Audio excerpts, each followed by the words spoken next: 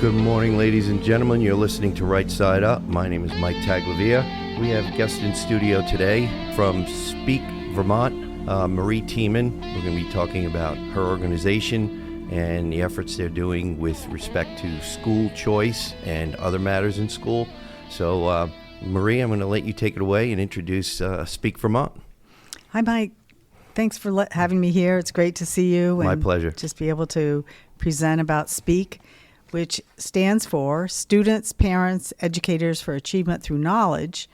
And we are advocating for excellence in academics, excellence in education, academics that are free of political and sexual persuasion. And our mission is to shift the children into an education that's directed by their parents as quickly as possible. And how do we do that? So first we have to find out what's going on. And we ask parents to help us let us know what they find in their school or what they're unhappy about or what they are happy about. We also inspect different policies, different practices and procedures, and let people know, and then we have to let people know about that. So we're working on some of those efforts. There's a deep dive you really need to do when it comes to finding out what's happening in the schools. You know, when we used to send our kids to school, we had great confidence. We didn't have to look at multiple policies and multiple practices and various curriculum. We were really trustworthy. But today, I think parents really need to become better informed. They need to really know what their children are learning, if they agree with it, and if they don't agree with it, and be able to have some choice and some say in that matter. Right. Well, parents are paying taxes to have their kids go to school, so they should, in my view, they should be the first authority with respect to their kids' education. Exactly. In my view, anyway. So. Exactly. And then. Go ahead. We are advocating for educators as well. So educators are partners, and we have to get back to the place where they are not overstepping the authority, which is not necessarily coming from the teachers. It's more coming from policies and administration. So that needs to be rolled back a little bit. And we know a lot of teachers' hands are very tied. They have to present things that they might not agree with or say things they might not agree with. We've lost a lot of teachers. I have a daughter who's a teacher in another state, and she said, the industry is really low on teachers. Many have left because of classroom behavior, but also because they don't want to teach some of these new ideologies and some of these new practices. So it's difficult. So maybe just to change the wording a little, a lot of teachers have left because they are being told to indoctrinate rather than educate. Is that a good way to describe it, maybe? That's a different way of describing it. I would say they have to use language that's against their religious belief or against even common sense. Okay. Right. They have to. So before we started recording, you and I talked about New Hampshire and their Parental Bill of Rights, and there have been people trying to get that type of a movement going in Vermont as well. And I think because now it happened just over the river in New Hampshire, it's so much closer now that we are close to getting that type of thing. And I think that would be a great step forward, because then there would be the requirement for schools, teachers, administrators to respond to parental inquiries, right, and not have there be foot dragging, double speak, and just straight up ignoring of parental inquiries or requests. So exactly. So Speak had developed a parents' Bill of Rights for the Essex Westford School District. Okay. And we wanted to get it on the ballot. Yes. So we did collect about 500 out of the 1,000 signatures. We were a little late in getting our feet on the ground to go door to door Right. to get the signatures. We did it in the cold month of February. But, you know, we had a 65 to 70% positive response going door to door. Okay. We had, you know, and a lot of people were saying they were afraid. So we had people who were either employed by the school or the town or the state, or just would say, I'm afraid for my job I won't sign this. Sad place to be. It really shouldn't be that way. So when you hear from the media, most of the media and the public, for Vermont, you won't hear that people are for these Parents' Bill of Rights. But we do believe, as we've talked to people one-to-one and out in other venues, that this is something Vermont should take hold of, because their rights are being usurped. It's been a gradual fade, or that parents' rights have been overturned, you know, just by saying, oh, the school, well, we'll help you. We'll do this for you. We'll do that for you. And the parents are at that low are thinking, yeah, this is good. You know, they'll help me out. But now the school is taking over in so many areas. You know, our previous superintendent in Essex thought that school should be a one-stop shop for dental and medical. And, Right. you know, that's a parent's responsibility. That's not what education should be for. Although students need to be well served, provide the reference for the parents to take care of that, not for the school to become a government oversight of the child's total health and well-being. Right. And I think what you're saying is just not, you know, have mom and dad say goodbye to the child when they hop on the bus, and everything in that child's life is then taken care of by a government administration or a government-run administration. And I agree with you. The more you lose as a parent the ability to have influence in your child's life, the less your child is apt to actually connect with you. And we've seen that.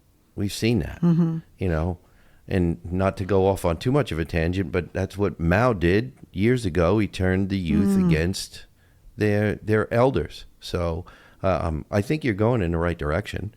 So, but what other things? I know I was looking at the website. I don't have it up, but you have a newsletter. You have all kinds of other stuff that's available for parents on your website. Maybe you want to give a little bit more about what people can find on the website. Yeah, we are revealing some of the things that we find. Okay. We've done quite a deep dive into diversity, equity, and inclusion. Right. And finding out, you know, the root of it, where it comes from, why it's instituted, the harms. We did have 4 forums back in 2023 that we showed where diversity, equity, and inclusion was coming from and some of the harms it's causing. And the words sound great. You do want, you know, multiculturalism in your class if it's possible. I mean, if you live in an area that is very remote, that just might not be possible. It has to be organic. It has to be natural that the people in your area are being served. Right. But I need to point out, the state of Vermont and all the different rural areas of Vermont, there are no restrictions against diversity. That's the thing that's been sold, I think, and people have been they've been gaslit into believing that there's some sort of I don't know, an undercurrent that is causing this lack of quote unquote diversity. It's just Vermont has typically been a a cold winter, long winter kind of state, which is a lot of people do not find Right. very conducive to how they want to live their lives. So that has, you need to be. I learned the word rugged when I came to Vermont. You need to be rugged to survive year round in Vermont. Yeah. So it takes a certain type of person. So it's just I know where you're going with it, and a lot of people I think have been they've been fooled by the purpose, I think, of the DEI policies. Right. Right. So what really happens is that there's more divisiveness because you're highlighting one group over another, and when you start highlighting one group over another, then you can't be inclusive, right? So, and then it's about putting one group, saying that they are better than another, or this other group is not as nice because you're an oppressor. So you're starting to get oppressed versus oppressor. And children have come home and been afraid, like, oh, why am I white? I'm really a racist just because I'm white. And this is being in taught or explained to very young children who have no ability to reason about what they're being told. Right. I taught young children in Sunday school, but I always taught them about other ethnicities because we would talk about missionaries. But, you can present it to young children in such a way that we are to be kind and respectful of all people. Everyone has value. It's not one group over another, or, we're going to have an affinity group for the BIPOC people, or an affinity group for indigenous people, right. Or, and this is, we're quite sure this is happening in schools. We just, we're not there to actually witness it. And and like I said earlier, there's one thing. Okay, we know from history the mistakes we made just as a country. Okay, if we learn from our mistakes, the only way we can learn from them is to teach history, true history, real history. Right. So, and demonstrate, okay, this is what happened. This is probably why it happened. This is, at some point, we came to a realization that this practice was wrong, whatever it was, and we made corrections. That, I think, is part of what is lost, especially with respect to teaching this kind of, I don't know if you even want to call it a curriculum, to very young children who just need to be kids. They just need to be kids. Let Exactly. our children just grow up. And when they get to a certain age, teach the appropriate history and the consequences and what we've learned from it. Because we honestly have learned from history. Those Exactly. of us, who've been taught it. And we cannot be taught. We need to be taught the truth in schools. Our kids need to be taught the truth in school, not revisionist history, right? Right. Right. So. And we may had a lot of mistakes in our history, as all human nature has many mistakes. Right. And I think it's good to point those out, to Yeah. know what did you learn from that mistake? Exactly. What changes? And, in our country, we did recognize a lot of mistakes, and we did make some changes, and we still have changes to make, Yes, we do. We do. We're getting smarter and wiser, and like each of us personally has made mistakes in our lives, and we learn from them. Yeah. So, and that there's nothing wrong with teaching that to all of our kids right from the very beginning. But the way I believe, and I think you believe, we're going about it wrong. So Yeah. We're coming up to the end of our first segment, ladies and gentlemen. We got paid some bills. You're listening to Right Side Up.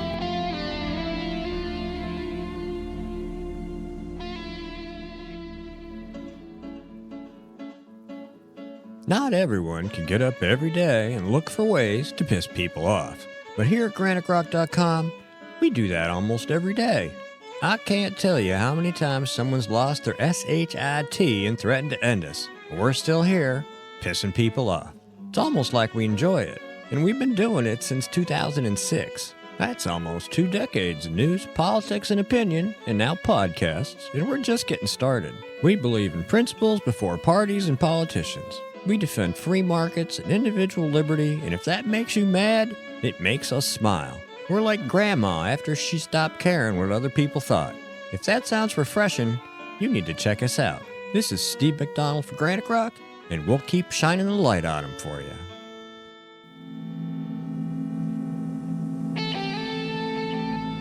Welcome back, ladies and gentlemen. You're listening to Right Side Up. My name is Mike Taglavia. Today I have in studio my guest, Marie Tiemann from Speak Vermont. Let's continue with Speak Vermont and what your organization is continually trying to do, and how do people find you? So you can go to speakvt.org, and we are needing to modify our website a little bit more with bring it up to date.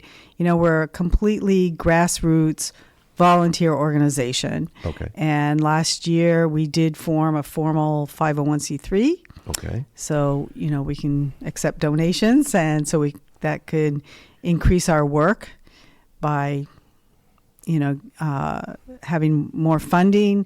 I can get more people to help maybe with some of the technical aspects and help with some social media and things like that. But we put up some of our findings on the website, and some things from other sites as well that are good information.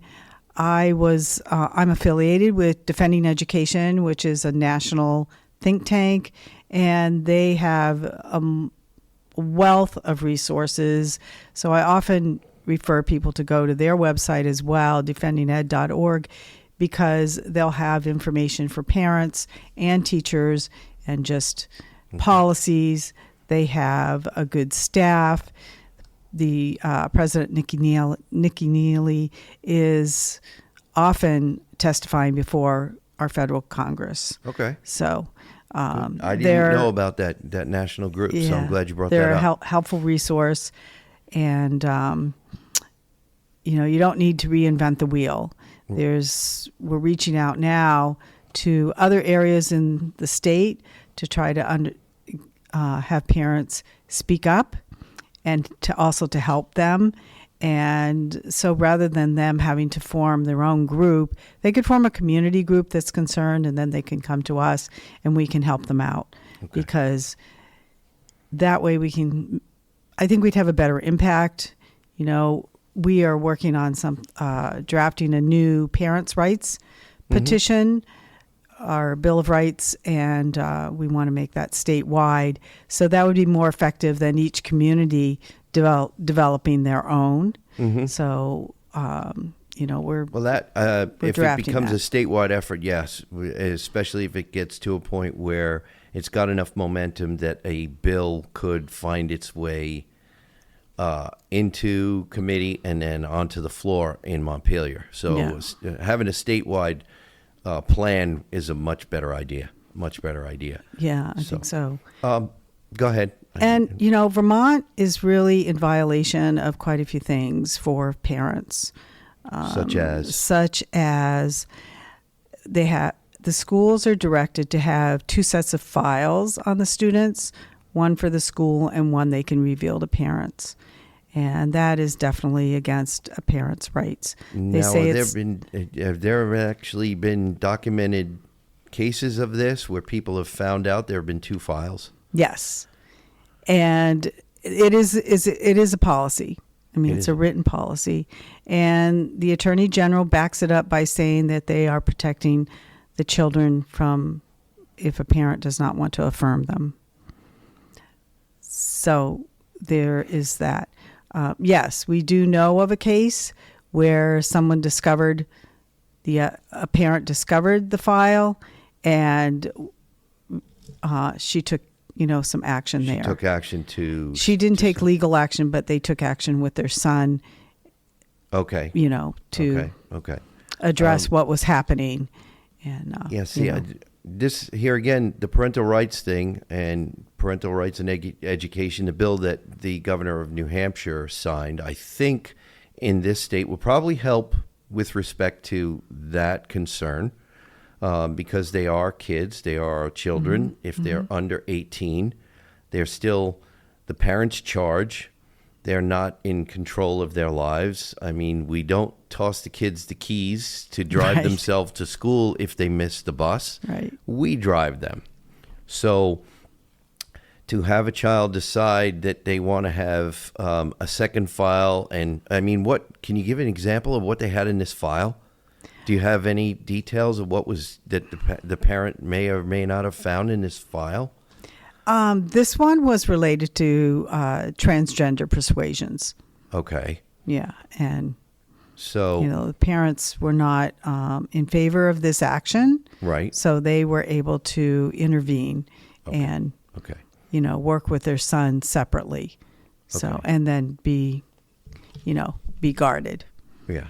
So Well, I can give one story I know of. I was speaking to a woman in southern Vermont one evening at an event, and she had a granddaughter come home. She was watching babysitting before mom and dad got off work, I guess. And the granddaughter was not, she was just off. Something wasn't right, didn't seem very happy, and kept asking and asking. And then finally the granddaughter said, well, I think I want to be a fireman, or I want to be a little boy.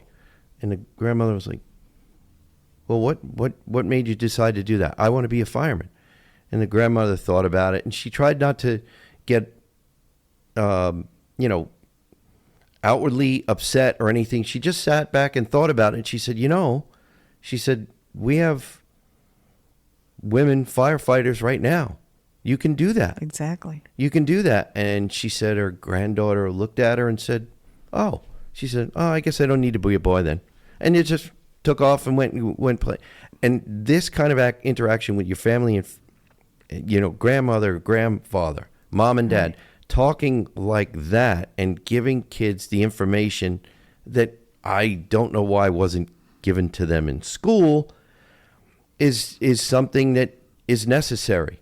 I'm not saying don't give a child, and I don't think you are either, don't give a child the psychological or psychiatric care or attention that a child may need. I'm saying from the get-go, and I think you are too, Speak Vermont is, keep the parents apprised of what's going on. Right. So, but I'm sure there's all kinds of information like that and all kinds of stories that can be told like that. But it's, I can imagine being a parent these days, sending your child to school might be a little bit on the scary side.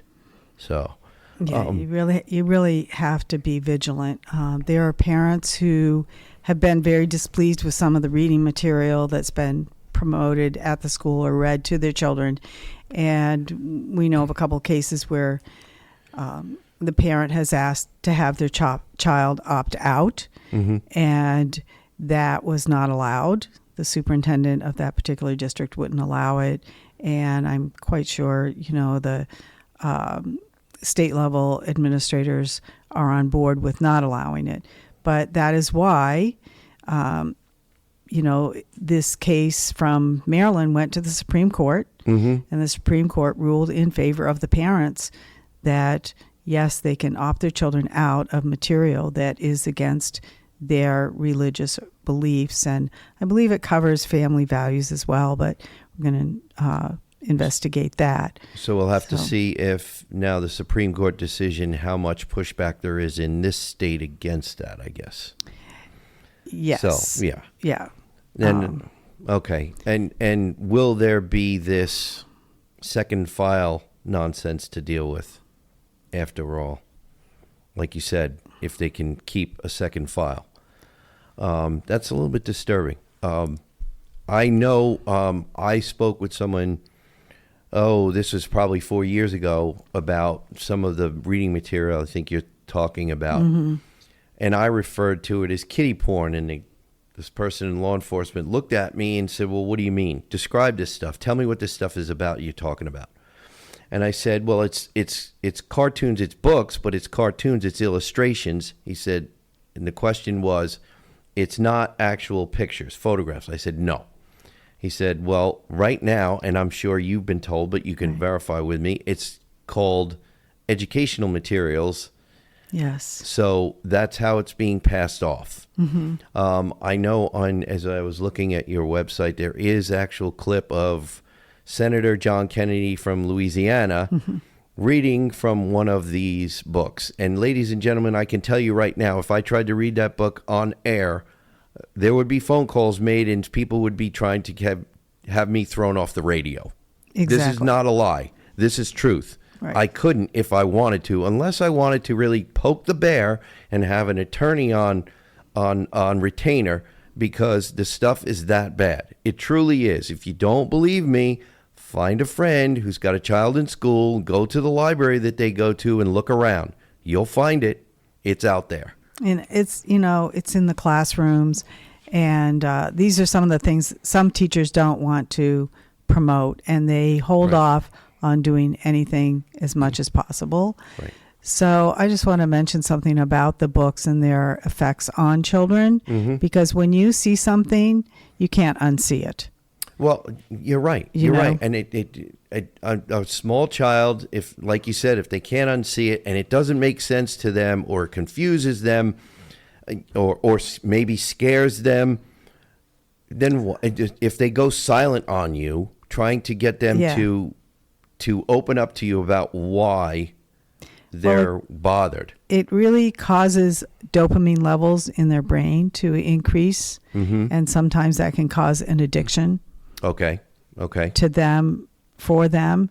I know of, a child who was exposed early and later did become, an alcoholic because all of this stuff was just embedded, and, then that person has now recovered, thankfully.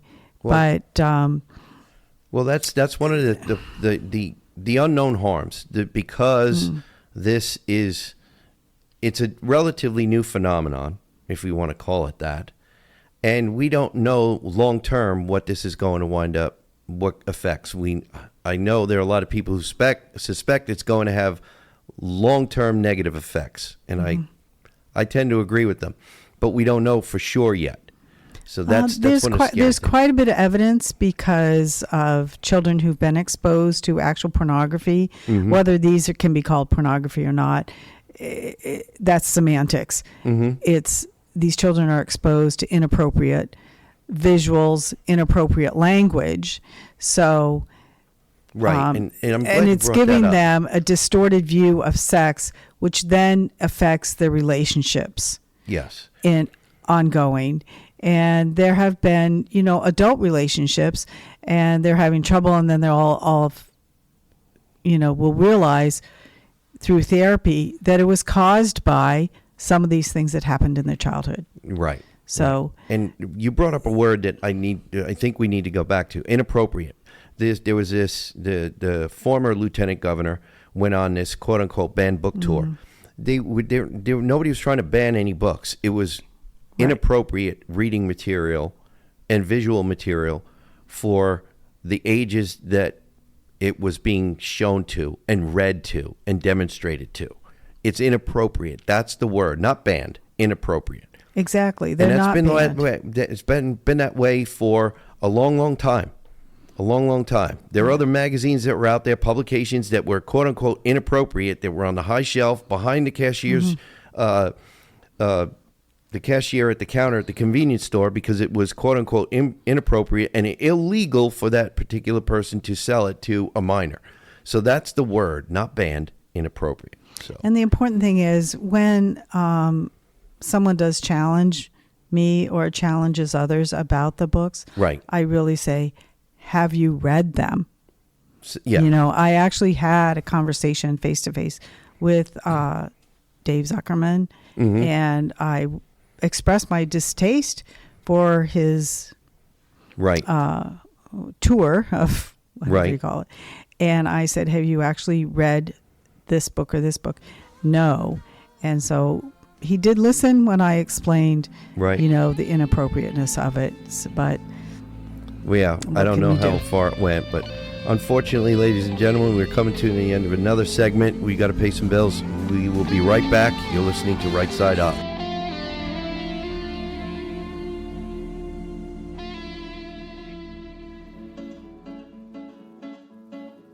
Not everyone can get up every day and look for ways to piss people off. But here at GraniteRock.com, we do that almost every day.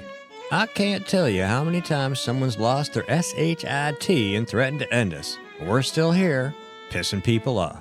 It's almost like we enjoy it. And we've been doing it since 2006. That's almost 2 decades of news, politics, and opinion, and now podcasts, and we're just getting started. We believe in principles before parties and politicians. We defend free markets and individual liberty, and if that makes you mad, it makes us smile. We're like Grandma after she stopped caring what other people thought. If that sounds refreshing, you need to check us out. This is Steve McDonald for Granite Rock, and we'll keep shining the light on them for you.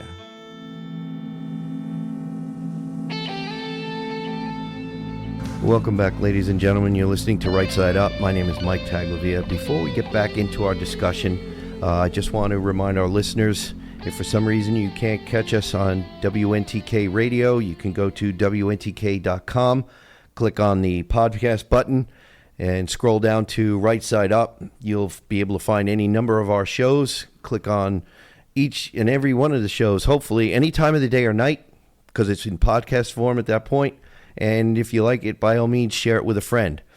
You can find us on Podbean. You can find us on GraniteRock.com. You can find us on 802 Scoop Facebook. You can find us on 802 Scoop YouTube. And I think I've covered all the venues that you can find us on now. Right. Getting back into the discussion with Marie Tiemann from Speak Vermont and SpeakVermont.org. I think you said you wanted to make sure that you put your email out there for the Speak Vermont, so right. Take it away. So, yeah, if you would like to email us, it's just Speak Vermont, Vermont spelled out, at gmail.com.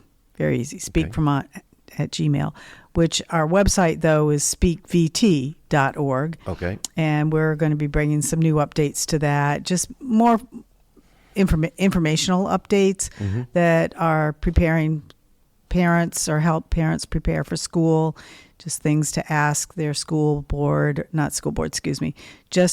things for them to investigate, really get to know the teachers, develop that communication with them, get to know what your rights are, get to know what the school policies are, look at that. Does the school have the policy? Well, Vermont has the policy for the 2 folders. Make sure you are aware of that, and just look at curriculum. Go to the school's websites, look at the different practices that they promote, and I would also say look at the school calendar. I looked at our district's school calendar and realized there was nothing of an American history on that particular year to celebrate. It was all of other types of things. I definitely think it's great to have the multicultural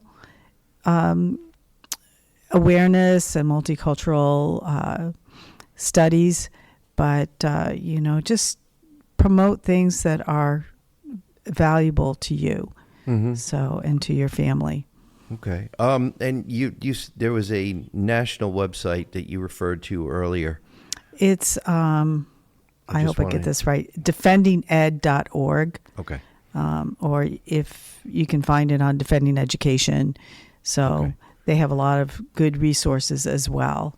And we'll also, if you find incidences in the school, let us know. We have a lot of parents who tell us things, but they are afraid to speak out. And so we take those incidences and try to work with them and make that's why we're working for a parents' rights petition, or try to advocate for them or give them some guidance on how they can move forward with whatever incident that they're experiencing. So that's one of the things that we do. And we will help, with teachers too, who may be up against something. Teachers have lost their jobs in parts of the country I don't know specifically here. I know teachers here who have left because they don't want to teach a certain subject matter or a certain ideology.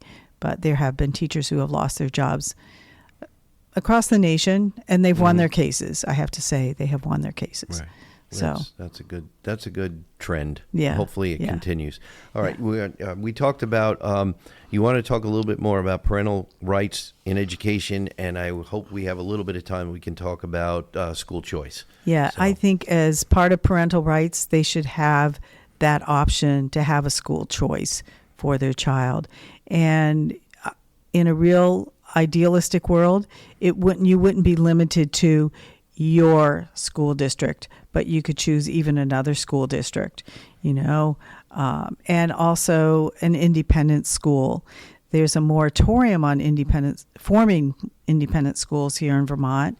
And I know of a group that wanted to form one a couple of years ago, and then they couldn't pursue it because, there's this moratorium.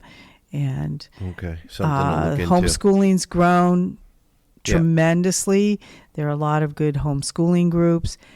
And even though it seems impossible because you're working, there are other avenues that can help children and help these families that are just struggling. We only have so many hours in the day and so many hours in the school day Right. that they need to come back to being focused on some good academics of merit, get rid of the activism and all the political persuasion, just bring the good academics back. And I know there's a lot of time in the day spent on emotional learning. There are cases where that is important, but there's an awful lot of time spent on that. Okay. But the school choice you bring up, it's a very good point. School choice not just being independent schools, but homeschooling, Right. charter schools, religious schools. Why in the rest of our lives we have all these other options, but to be restricted or have so few options in education, I have a hard time understanding why. It's more CTEs. We definitely need career technical education. Yeah. We obviously have the need, and not to go off too much on a tangent, but we need tradespeople. CTEs will give us that. So why not have more? So all the options will just give parents and students a bigger palette to choose from. Exactly. I mean, if you have a student who, and I'm sure you hear about it all the time, not all the kids in school want to just sit and look at a book all day. Exactly. They can do other things very well and they can excel at them, and us not taking advantage of that doesn't make very much sense in Right. my view. Right. So, and I've talked about this, and I think I've talked about this on air before, but with all the variety of schools, I think because there is competition for the student, that the quality will be there and the price will be moderated. And I don't think we're going to have. I can just see the attitudes of the kids increasing. I mean, we finally, I don't know, we forgot to even talk about this. We did get the no cell phone free schools passed. So I'm hoping we reap rewards from that very rapidly, that we can actually see and say, look, we got this one right. Yeah, I agree with that.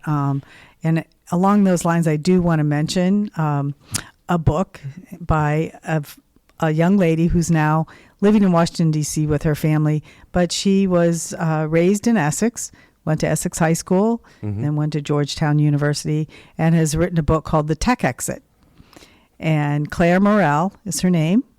And it's a practical guide to help parents get their kids off of social media in particular. Okay. So she would also promote getting away from the iPads in school and going back to face-to-face contact with the teacher versus having the screens.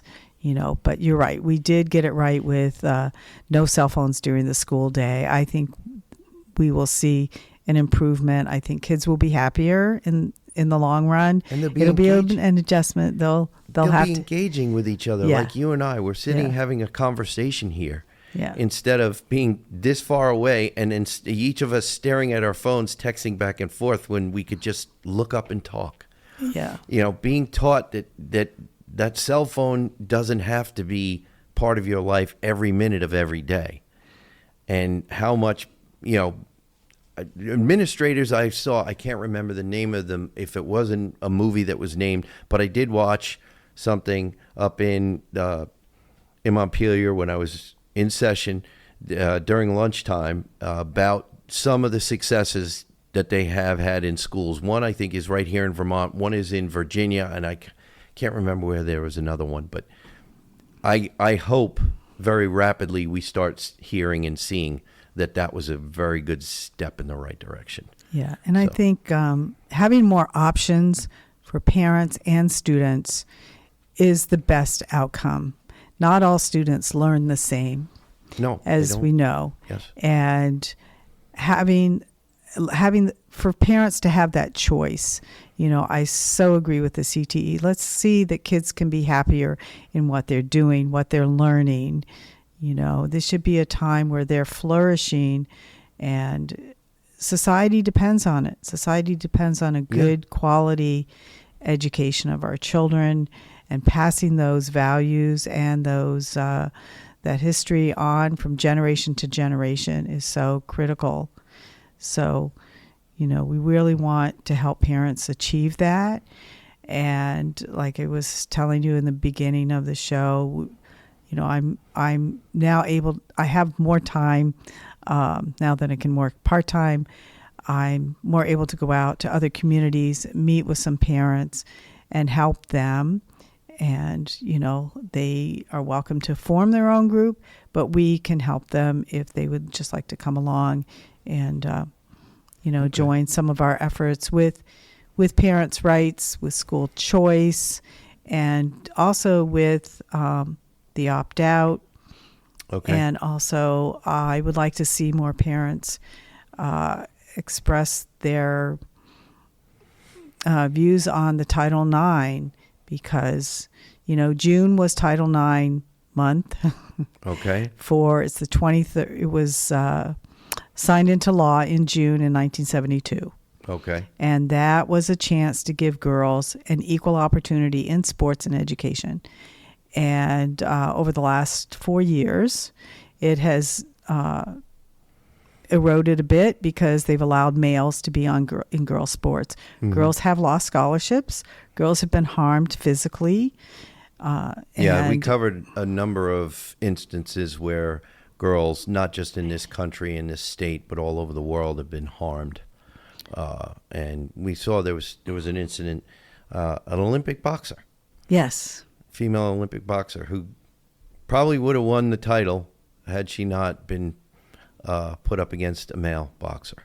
But we're pleased to see how the University of Pennsylvania rolled it back. They apologized to the female athletes and gave them the trophies. They took away the male trophies. So that was a step in the right direction. Okay, and why good. not do this for girls? It's about protecting them, and it's about fairness. Yeah, it really is fair. And, there can be some sort of other accommodations for other people. But let's protect our women. The women who are in their position, the women who are in positions of higher power, so to speak, or in higher offices, how did they get there? They got there because of the opportunity that Title IX presented. Not because some male decided he was going to take their place. And you can see where that can happen in the corporate world. It's not just going to happen in sports. It can happen in the corporate world. Right. So, well, yeah, I'm glad we had a chance to even cover the Title IX stuff, because we've covered it on the show before. But I think, like you said, what happened in Pennsylvania what they did with the apology and giving those young women the trophies that they earned, I think is a step in the right direction. It really is. Right. And giving women who train, some women who trained for half or most of their lives in a sport, to go and have a young male who identifies as a female go and jump in a year and a half's time just dash their dreams, it just makes no sense. And Right. the harm, not just the harm to a possible career, but the psychological harm that it can do. So we're coming to Yeah, the it end was of the pretty show. rough. Marie, I'm thankful that you were able to come join us. Marie Tiemann from Speak Vermont. I don't know if you've got any couple quick last words, but we're just about to the end of the show. Oh, So thanks for having me. It's great to be here. It's always good to have conversation with you. We could go on for so much longer, Right. but yeah, well, thank and if you something for- comes up, get a hold of me. I'll have you back on. All right. So- So go to speakvt.org or speakvermont@gmail.com to get a hold of us, and we'll help you in any way that we can. Great, So, great. So thanks so this, much. this is the end of the show for the day. Ladies and gentlemen, remember, stay safe, stay informed, listen to Right Side Up.